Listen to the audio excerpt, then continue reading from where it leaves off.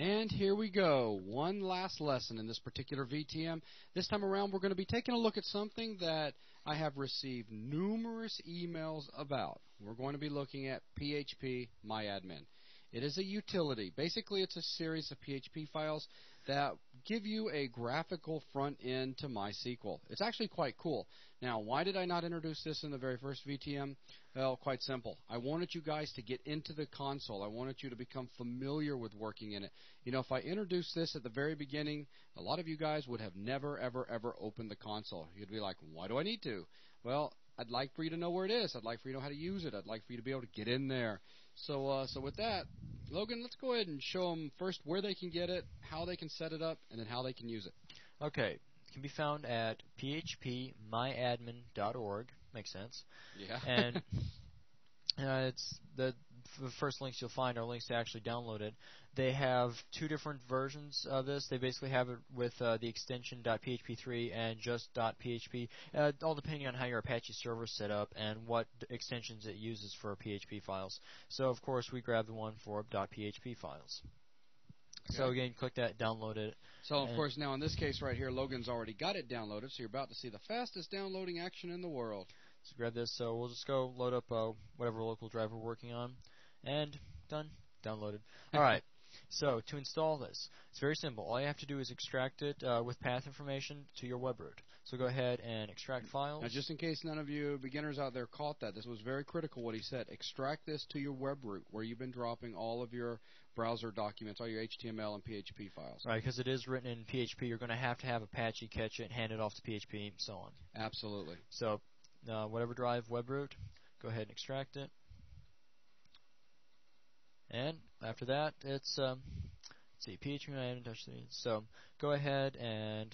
You want to go ahead and drop down into WebRoot and change the name of the folder that it created? You can. You don't have to. So now we're inside of WebRoot. This is the folder that it extracted itself to. If you want to make it a little easier and not have to remember the version to get to it, because we're actually going to be typing in this folder in order to get to PHpMyAdmin. So go up, load up the local web browser, and go under that PHpMyAdmin. And grab index.php. Yeah, so notice he's going under the folder, PHpMyAdmin, and then he's typing in index.php. So go ahead and load that up, and ta-da! There she is. PHpMyAdmin. Now, this thing, it does offer quite a bit of power, especially for a beginner. And it's not just for beginners. I mean, it really can speed you up. It does have very advanced features. You can do a lot through this. Absolutely. And the cool thing is, if you guys get really, really slick with PHP and an understanding of how MySQL functions, you can actually create one of these yourself. But why reinvent the wheel? Right, Logan? Right. Right. So the very first thing that you'll notice is on the left-hand side where he's got the mouse right now, there's databases. And if he does a little click on the drop-down... There you go. There's our BuzzDB. There's BuzzDB with 4 tables inside it. On the left-hand side, you'll see that it's showing you BuzzDB, and it's showing you the 4 different tables that are available. And we can now, before he clicks the button here, take a look at what we can do. First of all, on the left-hand side, we could click any of those as links to go to the table. Here across the top, you can see that we've got several different things that we can do related to the actual database itself. Including deleting it. Dropping it, which is deleting it if we wanted to. And then we also see up underneath that in the table, we've got, again, counter, guest book, and all that good stuff, where we can browse, select, insert properties. We can just jump right into a specific action with that table. Right. So why don't we, let's just jump down into, say, the guest book. Okay. So he's going to click the guest book, and there you go. First thing we see is kind of a definition of the table itself, with all of the fields, all of the types, attributes, nulls allowed, default, extra, etc., etc. And you can see that we can go in there and we can actually change these things if we want to. You see the change link over on the right-hand side and the drop as well, which is pretty cool. Or hit checkbox and change and drop. Or like if you want to drop 3 of them, check 3, hit drop. Yeah, exactly. And let's see, what can we do? Let's first just show the data that's available inside. Yeah, go up and run a select. Okay, so check this select out. It has got to be one of the coolest things. It's basically a visual select where it will walk you through all of the things you can do. Starting up here at the top, let me just steal the mouse for just a second. Logan can kind of just kick back on autopilot, pretend I am the autopilot. Basically, we can come in here and what fields do we want to look at? Right now, all of them are highlighted. So basically, it's like we're doing a select star. Give me everything. Number of rows per page. How many do we want it to turn back and show us inside the browser itself? And then add search conditions. Let's see. We get down into the actual where. And then down here we have all of the fields where we can say, is it equal to a particular value? Is it like a particular value? There's, a couple of different things that we can actually choose from. So again, we're just going in here and we're fine-tuning a search if we were to utilize this area right here.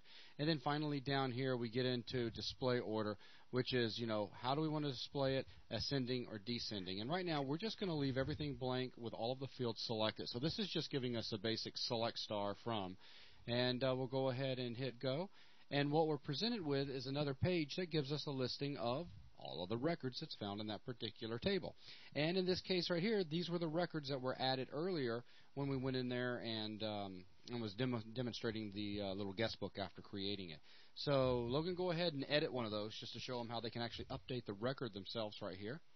So you go in, take some information out or add it, whatever. So now you're basically working with that text field that's in the database. So you just take that last line out, go ahead and hit go, and it updates, and there you go. Here's another very cool thing about this. When you're in doing selects, say you're working in PHP and you want to know exactly what this is doing. Like you've gone through all through here, you've come up with a really cool select that you like, where it's like greater than 3, so on, and you came up. And you're getting the exact results you want, but you want PHP to mimic this now. It's really cool that they give you the SQL query that was run. Absolutely. You can grab the SQL query and then throw it into say your PHP script. Yep. So yeah, absolutely, that's very handy, especially if you're kind of studying different types of. How would I write this or that? You could come in here, visually lay it out, and get the feedback, and then, as Logan just said, paste it into your actual code. And we also have the ability to come in and insert new records. I mean, we've got quite a few things that we're able to do here. Let's see, anything else we want to show? Emptying or dropping. Yeah, we can empty the table. We can drop the table altogether. Let's see. I guess on the left-hand side, let's show them how we can get back to the table and back to the database. We can click guest book, and boom, we're back to the table. There's all the information for guest book. And if we need to get all the way back up to the database, that BuzzDB is actually a link. So you can jump all the way back up, and here you are looking at the database with all of the tables contained within. Or create a new table. Yeah, actually, let's do that real quick. Let's create a test table. All right. Create table. So he's going to first give it the name of what the table is going to be. So basically, he's doing a create table space test, and then he's going to go ahead. Basically, let's say this has been pre-planned because when you're creating a table, you should already have it documented out on paper. So here we're saying we've got 3 fields that are going to be in this table. So you'll hit go, and we'll get a page that's dynamically generated that we can go in and start filling out. Definitions of how these 3 fields are actually going to be. All right, so let's set up that auto ID that had all those extra values we had to set. So auto ID, we made it an integer. We left it at default. We made it unsigned, not null, and gave it auto increment, primary key to keep it unique. Okay. So all that, just by clicking buttons, I now have basically the equivalent of that first line. Very cool. So we could go and maybe put the name in, which was a varchar, length 64. We didn't put any extra attributes on that. And we've got email, which is also a varchar 64. So we go ahead and save that table. And there we go. We've got a test table, and here it's showing us those fields we just created, what attributes they have, what type they are. So we can go into that new test table now, which I just did. And let's insert a record into it. As you see, select is grayed out because there's nothing in it. So insert, and the auto ID. Not put anything else. Let's just let MySQL handle incrementing that value. Name, Logan, email, the Jayhawk. I could put my whole email in that. This is just a varchar field, of course. So insert that. We could run a select, and let's just go ahead and basically select all. And there we have record. There we go. We see auto ID has a number in it that was taken care of MySQL, and we see the other data that Logan put in there himself. Very, very cool. Now let's go ahead and empty it real quick. Okay. Yep. And so now it's gone, and you can go back to test out here to look at everything. And say we want to actually drop the test table out because we're done with it for this example. Well, hang on one second. Run another select from guest. I need a record to do that. Okay, good. All right, now just wanted to make sure everything was going out. I thought I saw something that acted a little strange for a second. All right, now let's go ahead and go with drop. Yeah, SQL. That's where basically write out your own SQL out here. That's where it went to a second ago. So go ahead and drop it out. Yep, and this will actually delete the table. So you can see it's gone, and now it's actually been deleted out of the BuzzDB. Very, very cool. So as you can see, it's definitely worth getting this utility, downloading the actual pages, and utilizing it to kind of speed you up in creating databases, tables, seeing how queries can be put together, etc., etc. So with that, that's going to conclude VTM issue number 2 for PHP and MySQL integration. Man, Logan, doesn't that feel great? Oh, yeah. It's all over. I mean, until next time, but we've got 2 issues of PHP out of the way. Telling you. Well, guys, I really hope that you have enjoyed this. I hope that you have learned a lot from it.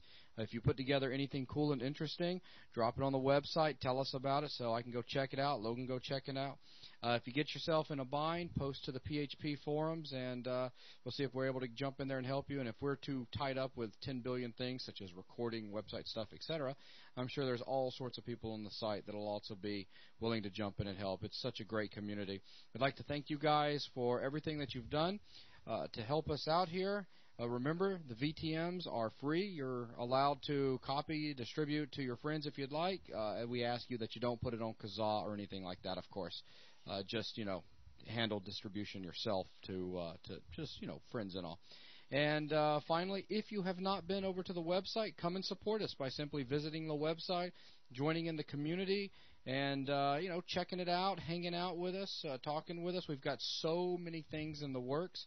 It's just an absolutely incredible place. Website's www.3dbuzz.com. With that, that's it for this one.